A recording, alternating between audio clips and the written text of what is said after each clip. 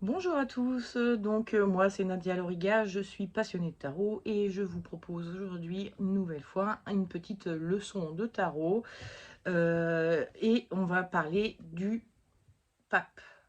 Enfin, je sais pas pourquoi je dis enfin, ça n'a aucun sens. Bref, le pape donc nous voyons là le pape sur le tarot que j'utilise moi, c'est le tarot Meunier. On va voir avec ce mini Jodorowsky, hein, Camoin Jodorowsky. Donc on voit que c'est quand même fortement similaire, à part la houppette là qui est pas la même. Et on va voir un facsimilé d'un vieux tarot du XVIIIe siècle, le tarot Madonier. Voilà. Donc ça c'est une version de l'époque. Et ça, ce sont des versions modernes. On voit clairement qu'il y a tout pareil, hein. On est vraiment sur des choses très très similaires. Hein, c'est de la position des mains des personnages là, qui sont. Alors lui, attendez. Si on voit, excusez-moi, on voit une main là. Faites-moi confiance, c'en est une. Il y a des petits doigts, mais on les voit pas bien. Et puis il y a l'autre qui est ici. Ici, pareil, hein, ils ont. Donc là, on a les deux mains. Là, il y en a qu'une, mais on a l'impression qu'il y a les deux mains quand même. Là, on voit qu'une seule main. Ouais, il a juste rajouté, Kevin Meunier a juste rajouté une deuxième main. Bref, tout ça pour dire que voilà, hein, ça c'est le tarot de Marseille, le classique, celui que vous verrez le plus souvent, donc avec sa houppette qui est un peu spéciale. Ici, Kevin Meunier en a fait une houppette un peu.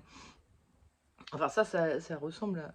Je sais pas si ça s'appelle une houppette, en fait, c'est bon, un bâton, hein, disons. Le bâton du pape, qui ici ressemble clairement à une antenne, hein. Donc on a vraiment les notions de capter des messages invisibles, comme une antenne de télé, quoi. Bien qu'au Moyen-Âge, ils n'avaient pas la télé, hein, donc c'est pas. Mais bon, c'est une interprétation qu'on peut faire aujourd'hui, parce que ça ressemble à une vieille antenne télé de l'époque. Là, on a plus la, je sais pas si ça s'appelle une hampe, une houppette, je sais plus. Enfin bon, bref, le bâton de berger, hein, on est vraiment dans l'idée de, c'est le guide des moutons, hein, enfin bon, vous voyez euh, la métaphore chrétienne en fait, hein, on est vraiment sur le truc, ça dit pas que vous êtes des moutons si vous suivez le pape, hein, c'est juste comment voilà, dans les écrits on parle, l'humain est un agneau et le Seigneur est son berger, blablabla, et donc celui qui va représenter Dieu sur terre, c'est le pape. Bon. Bref, donc on a donc nos bons vieux tarots de Marseille bien classiques, etc. Donc c'est plutôt de cela qu'on va parler, mais je vais quand même vous montrer les d'autres tarots qui existent. Donc ici c'est celui de Oswald Wirth, hein, le tarot des imagiers du Moyen-Âge. Hop là, je la tourne pas dans le bon sens. À chaque fois ça me perturbe parce que je suis pas du même côté. Enfin, les choses sont inversées pour moi sur mon retour caméra, donc ça fait des effets un peu bizarres. Bref. Donc il a toujours son antenne pour capter les ondes. Il y a quand même beaucoup de similitudes, hein. Là, il est resté pas mal proche de l'aspect des tarots anciens. Euh, c'est alors c'est oui, on va plutôt regarder un ancien tarot, hein, pour le coup. Parce que Kevin Meunier a rajouté des éléments qu'il n'y a pas sur celui-ci, en tout cas. Ce sont malgré tout des éléments qui se trouvent sur certains tarots, hein. C'est pas, il ne l'a pas sorti de son chapeau, il a quand même suivi les. Enfin, observé plein de tarots anciens comme celui-ci, hein. Il en a toute une collection en images. Et donc, il s'en est inspiré pour faire ses cartes à lui. Il a rajouté les éléments qui lui plaisaient sur certains tarots, enlevé d'autres. Enfin, voilà. Bon. Tout en ayant toujours l'esprit, hein, on garde l'esprit. Mais voilà, hein, donc derrière lui, il y a deux colonnes. Bon, bah là, pareil, il y a son antenne râteau, il y a son chapeau qui a à peu près la même forme, les habits qui se ressemblent pas mal, les deux petits moines devant, voilà.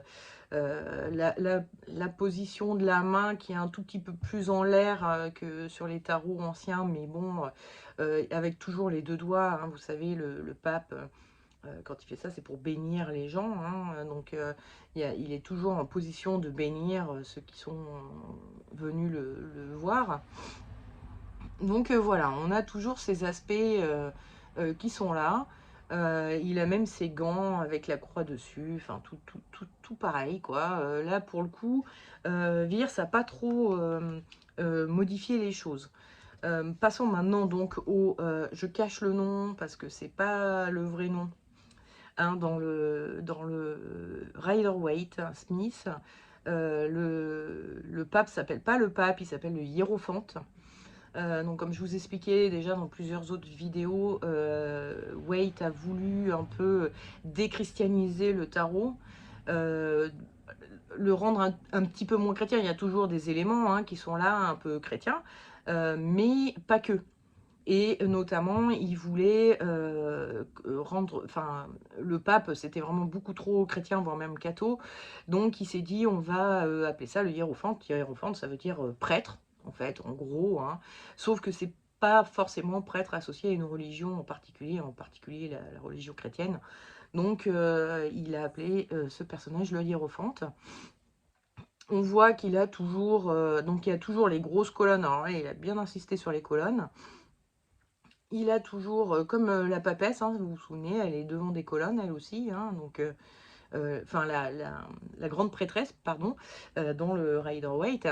Bon, je vais vous la ressortir parce que vous avez vu la vidéo il y a quelques semaines. Donc, la grande prêtresse, hein, elle est, donc, encore une fois, ne regardez pas le nom. La grande prêtresse, donc, est entourée de deux grandes colonnes. Bon, bah, là, on a aussi les deux grandes colonnes qui reviennent. Le doigt qui est toujours tendu avec deux doigts comme ça pour bénir. Les deux petits curés, enfin moines, pardon, qui sont là aussi. On voit leur tonsure, hein. Là, on peut penser que c'est une tonsure, on peut penser que c'est autre chose, on ne sait pas trop. Mais enfin bon, ça ressemble quand même fortement à une tonsure. Donc, ce sont des moines. Il a son râteau, hein, toujours, toujours. Donc, voilà, hein, il y a quand même beaucoup d'éléments correspondants. Il a quand même ajouté à ses pieds les clés qui sont là. Ces clés sont censées représenter le fait que, contrairement à la grande prêtresse qui avait beaucoup de secrets, qui gardait beaucoup de choses, hein, vous vous souvenez, avec son voile derrière, elle sait ce qu'il y a derrière, mais elle veut pas le montrer. Elle est gardienne de la porte vers la connaissance, etc., etc. Avec le pape, on a beaucoup plus une notion de on transmet la connaissance, ou on transmet les clés de la connaissance. Donc, il est plus ouvert à donner sa connaissance aux autres. Donc, c'est aussi, bon, voilà, d'un point de vue initiatique, ça veut dire que là, on passe un stade où on attrape quelques clés de connaissances qui nous permettent de passer à un level supérieur. Voili voilou, qu'est-ce que je peux rajouter sur le weight? Il n'y a pas grand-chose de plus à dire, je dirais, en fait, là-dessus. On va regarder un peu les versions de deux Rider-Waite illustrées par des illustrateurs modernes, hein, d'aujourd'hui. Donc celui-ci, je l'aime beaucoup parce que vraiment, on a l'impression d'être dans une église, hein. On voit des vitraux, c'est vraiment drôle comme c'est... voilà, il a fait en sorte que le côté église se fasse sentir avec les vitraux. Donc, ben, il y a les deux moines qui sont là. On peut éventuellement voir une clé ici, hein, on peut, si on veut. C'est vrai qu'il n'a pas fait les clés, là, lui, enfin, pas de façon, comment dire, où on est sûr et certain que ce sont des clés, mais bon, c'est pas grave. Par contre, celui-ci, le tarot de la forêt magique, alors je vous ai pas dit, celui-ci, c'est le Silhouette Tarot, hein, le tarot Silhouette.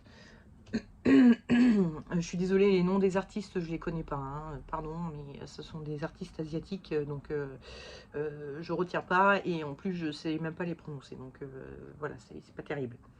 Donc que je vous disais, voilà, le tarot de la forêt magique, bon, où les petits moines sont transformés en petites souris, et le pape enfin le hiérophante, pardon, en, en chouette, en hibou, pardon.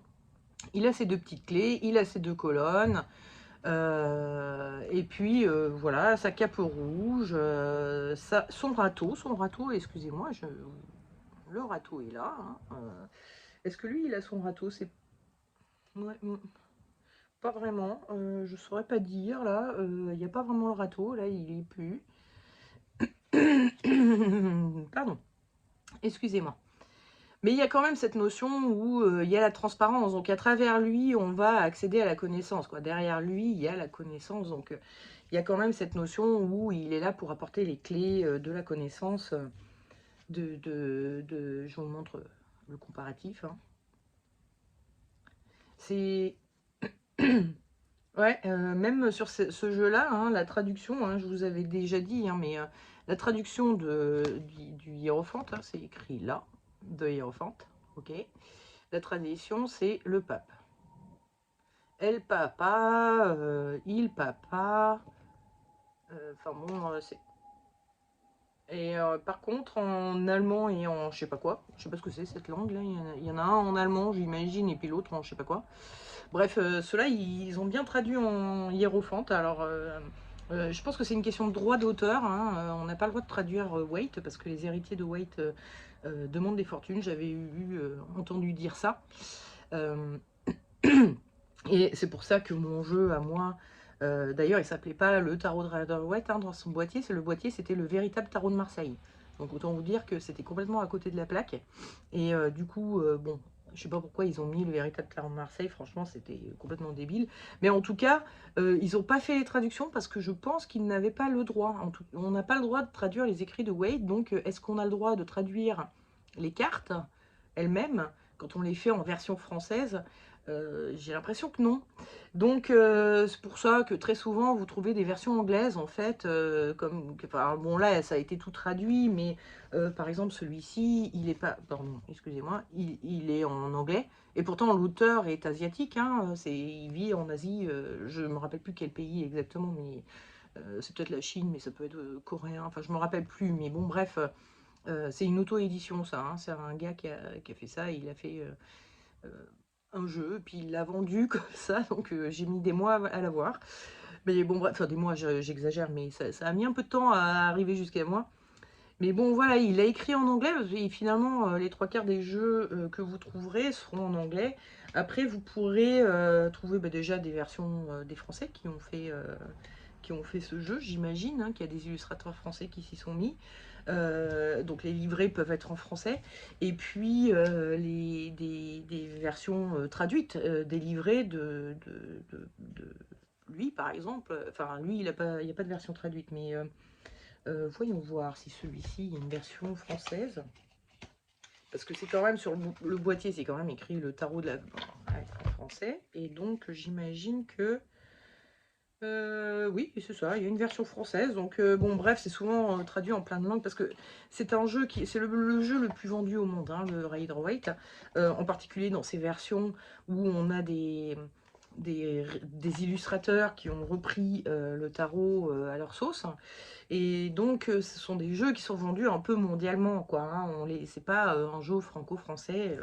Donc, ces jeux-là, voilà, vous les trouvez souvent dans plusieurs langues, dont le français, parfois seulement en anglais. Mais bon, bref, c'est pas très important. De toute façon, au moins, en version anglaise, vous avez les vrais noms, parce que si un éditeur français se mettait à éditer un tarot Rider-Waite, ben, j'ai bien peur que, je sais pas, je suis pas sûre et certaine, hein, mais j'ai bien peur que voilà, ça se finisse comme ça, quoi. C'est pas bon, ça va pas du tout. Il s'appelle pas le pape, ça va pas, parce que vraiment, justement, il faut sortir avec les Rider-Waite du tarot de Marseille, hein, on est sur un autre jeu, quoi. Tout ça pour dire que le pape, on va en parler un peu maintenant, pas parler que du Rider-Waite et puis de l'histoire du tarot, parlons du pape. Donc, excusez-moi, j'ai un petit chat dans la gorge.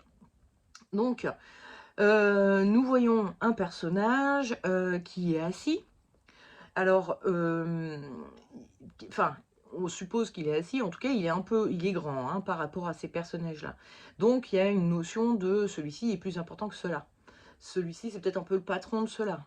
Ou ça peut être aussi un grand-père, hein, parce que on a quand même affaire à un personnage plutôt âgé, qui est face à des enfants. Hein, si on oublie la tonsure, on peut penser qu'ils ont des couronnes sur la tête ou des chapeaux ou je ne sais quoi, bien que là, lui, il a un autre chapeau, mais bon. Bref, toujours est-il qu'on a un grand personnage avec des petits, donc ça peut être un grand-père qui raconte des histoires à ses petits-enfants, ça peut être un personnage plus âgé, plus expérimenté, qui conseille d'autres personnages moins expérimentés, plus jeunes, plus novices. On voit que celui-ci, il a l'air de prier. Alors même si on prend des jeux où on ne voit pas les deux mains, il y a quand même un mouvement qui fait penser qu'il demande quelque chose au pape. C'est un peu difficile avec celui-ci parce qu'il est tellement petit, et puis plus je me rapproche, plus il est flou, donc ça va pas. Prenons le madonnier. Donc, on voit que ici il y a une main levée, une main comme ça. Donc il y a un côté, j'en appelle à vous, quoi, ou enfin je sais pas, mais ils ont des postures où on a l'impression qu'ils sont en train de demander quelque chose, de prier, de prier le pape de leur apporter quelque chose. Donc voilà, ça peut parler du fait de se rendre auprès de quelqu'un qui est plus ancien, plus expérimenté et qui va nous donner des conseils. On en avait un peu parlé la semaine dernière aussi avec l'empereur, où on disait que c'était un personnage expérimenté et qui donnait des conseils. La différence qu'il va y avoir entre l'empereur et le pape en termes de conseils, c'est que le pape, il va avoir des conseils, parce que comme c'est un religieux, qui vont être plus sur l'émotionnel, sur le vécu intérieur, la spiritualité, des choses comme ça. Tandis que l'empereur, il va plutôt donner des conseils pragmatico-pratiques, comme on dit. C'est-à-dire, c'est comment réussir mon entreprise, comment obtenir mes objectifs, enfin atteindre mes objectifs, etc., etc. Il va être beaucoup plus sur une stratégie qu'il va falloir mettre en place pour obtenir quelque chose de concret, de physique, de matériel, tandis que lui, il est plus dans l'émotionnel, on est plus sur de la psychologie. Hein. Du coup, on va pouvoir parler de psy avec ce personnage, bien que le psy, il va être un peu plus sur l'ermite aussi, mais bon... ou la mort, ou enfin bon, ça, on verra ça plus tard. Mais bon, bref, il a quand même un côté conseilleur sur les affaires de la vie. Voilà. Après, il y a le côté où il bénit les gens. Ça peut être aussi le fait de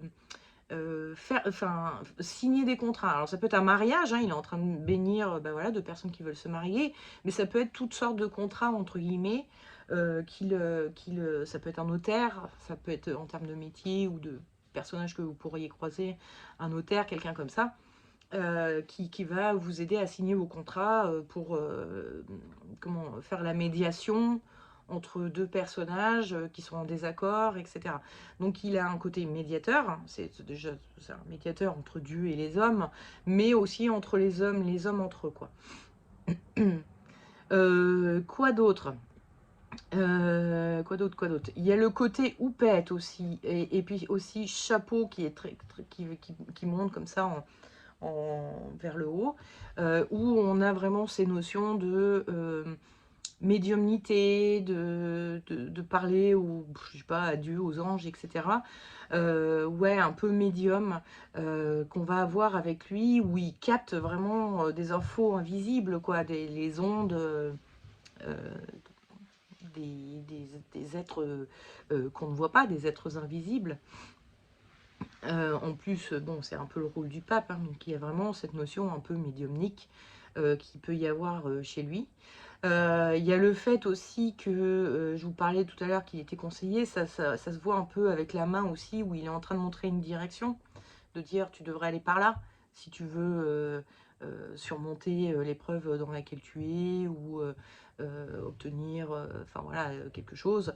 Il montre les directions, donc il est en train de dire: «Bon, va par là, ça ira mieux». Voilà, voilà. Sur le côté physique de la carte, j'essaye de voir si j'oublie des choses, mais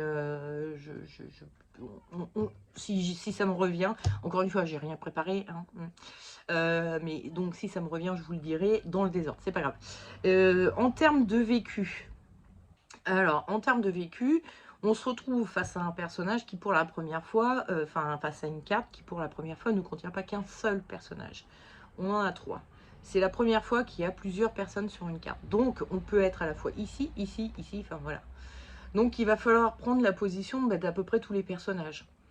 Et en prenant la position du pape, on a le sentiment que en fait, si on essaye de prendre la position, d'imaginer qu'il y a donc 2 personnages devant nous qui sont en train de nous prier, et cetera, on a un petit sentiment de procession. C'est-à-dire qu'on n'est pas là juste, pour eux 2, on est en train de, enfin, vous voyez, vous imaginez, il est dans sa papa mobile et puis il est en train de bénir les foules, quoi. Donc il y a un côté où, il est en mouvement et il y a des foules devant lui qui attendent après, sa bénédiction. Donc ça peut vouloir parler du fait qu'on est quelqu'un d'important, etc. Et puis si on se met à la place de ces personnages-là, on est vraiment, je vous dis, hein, si vous mettez les mains comme ça ou comme ça, vous avez vraiment ce sentiment de j'ai besoin d'aide, j'appelle de l'aide auprès de, bah, voilà, d'un personnage plus aguerri que moi, pour qui me conseille, me montre la voie, ou me rassure, etc., etc. Donc il y a vraiment, ces notions un peu où, eux, ils vont être en prière, en demande, auprès d'un personnage, qui est plus grand qu'eux et lui, il se sent, la responsabilité de foule et de plein de gens parce qu'il a une sagesse, un savoir qui fait que, il va pouvoir, un peu guider les gens. Hein, donc ça peut être une carte qui va pouvoir parler, si vous êtes dans la peau de ce personnage-là, d'être, je sais pas, un coach de vie, un thérapeute quel qu'il soit, un guérisseur, un médecin, enfin voilà, c'est quelqu'un qui est à l'écoute des autres. Alors le médecin, oui, alors ça peut être ça, mais c'est un médecin qui surtout fait preuve d'écoute, qui est très à l'écoute de ses patients, quoi, hein, dans ce cas-là. Bon, qu'est-ce que je pourrais dire d'autre, sur tout ça? Heu, je suis désolée, hein, j'ai rien préparé, hein, je vous l'ai dit, hein, donc voilà, voilà. Bon bref, voilà, moi je le vois beaucoup, beaucoup comme un conseilleur ce personnage, hein. C'est vraiment, le personnage qui donne des conseils. Quelqu'un qui montre la voie, quelqu'un qui a des connexions avec, son intuition, l'invisible, et cetera.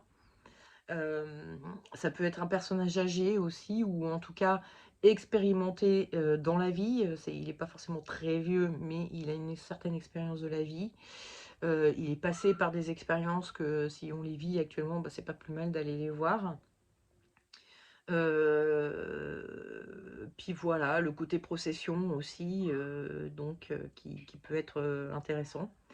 Hem J'essaye de voir parce que là j'ai donné beaucoup d'aspects, positifs, les aspects, négatifs, bah, le revers de la médaille dans ce côté un peu, sagesse, ça va être, c'est un gourou, ou quelqu'un qui, hem, est moraliste, hein, qui va vous dire, «C'est pas bien ce que tu fais», et qui est pas du tout connecté à ce qu'on vit, à ce qu'on à la vie moderne, voilà, et qui va être un peu, dans le jugement par rapport à des choses que vous faites, qui à vous, vous paraissent pas immorales, forcément, mais à lui vont paraître immorales. Il va être un peu dans le jugement et «C'est pas bien ce que vous faites, vous l'emporterez pas au paradis», quoi, un petit peu, il y a ce côté-là. Et puis ça peut aller jusqu'à de la gouroutisation, c'est-à-dire que, il peut encenser des foules, parce que comme il est en procession, etc., c'est quand même plutôt un bon orateur, hein. C'est pour ça qu'on parle aussi du grand-père qui raconte des histoires à ses petits-enfants, et c'est un bon orateur, du fait qu'il est en procession. Et du coup, il peut tellement bien parler qu'il peut embobiner des gens et les emmener dans sa façon de penser et se retrouver être un peu le gourou, le maître à penser des uns et des autres. Donc voilà, hein, dans son aspect négatif, ce qu'on peut dire du pape. Dans son aspect initiatique, bah, il y a toujours ce côté, derrière lui, il y a, alors si on reprend les anciens tarots, bon, il y a toujours ces deux colonnes là, qui vont représenter la porte du savoir, donc il est devant la porte du savoir, et comme je vous disais, c'était très visible là où il donne les clés du savoir aux autres, mais en attendant, il donne certaines clés, peut-être pas toutes, et donc, il a quand même une certaine sagesse, accès à certaines connaissances qui commence à dispenser. Il bénit les foules en leur donnant, en leur apportant ces connaissances qu'on lui demande.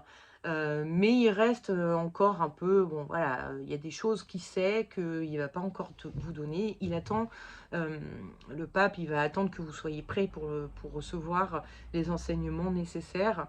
Il ne va pas vous donner tout d'un coup non plus. L'initiation doit passer par un certain nombre d'étapes. Si vous ne les avez pas toutes franchies, vous ne pourrez pas atteindre la dernière étape tout de suite. Donc c'est un peu ça qui veut dire, c'est un processus. Et donc il va falloir attendre un peu, mais vous commencez à découvrir certaines clés. Voilà, c'est ça que c'est un peu ça, ça part un peu initiatique avec le pape. Voilà, voilà, je sais pas trop quoi vous dire de plus du coup maintenant.